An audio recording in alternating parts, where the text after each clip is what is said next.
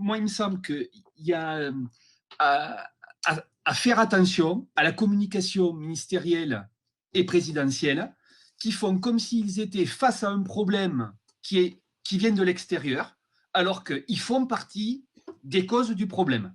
Et donc, sur les classes à examen, et je pense au bac, ce que l'on vit est assez éberluant.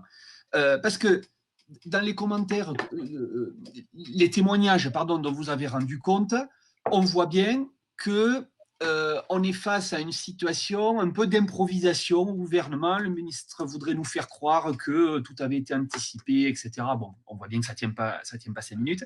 Au demeurant, moi, je m'inscris en faux contre une lecture de la situation où nous aurions un gouvernement qui ne fait, que l'on critiquerait pour ce qu'il ne fait pas. Et je crois qu'ils sont en train de mettre des choses en place. Ils sont très actifs.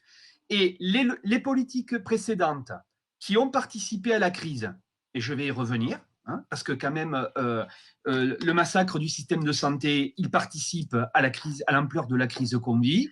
La suppression des postes de titulaires chez les profs, il participe à ce qu'on ait beaucoup de contractuels. Et moi, dans les témoignages que j'ai, les contractuels enseignants, ils ont quand même des pressions du rectorat pour dire si vous n'envoyez pas tous les jours des trucs aux élèves pour qu'ils répondent, il y a une menace sur la paye. Et donc, ça fait partie de la surenchère permanente. Une politique du chiffre. Déjà, voilà, de politique du chiffre.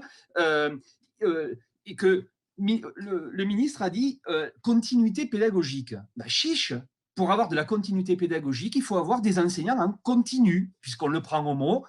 Sur les classes où il n'y a pas d'examen, ça serait quand même beaucoup plus simple de se dire le programme, on va le lisser sur 2 années dans une équipe pédagogique stable. Ben oui, mais dans les établissements où il y a 3/4 de contractuels, comment on fait pour penser ça? Ça n'est pas possible. Donc, c'est pas vrai que tout vienne de l'extérieur.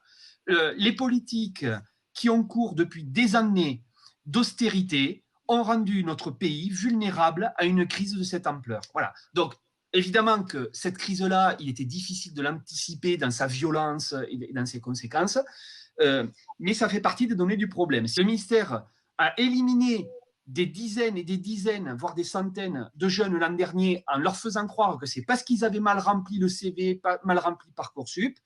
Donc, voilà. Donc là, on va avoir une amplification de cette situation, potentiellement. Voilà. Et je pense que le ministère instrumentalise la crise pour dire c'est pas notre faute, c'est la faute à la crise, c'est la faute aux lycéens qui ne se sont pas mobilisés de chez eux. Donc, si on économise des milliers d'étudiants l'an prochain à l'université, c'est pas la faute aux politiques en cours, très libérales, c'est la faute à pas de chance et à la crise. Donc, ce que vous dites, c'est que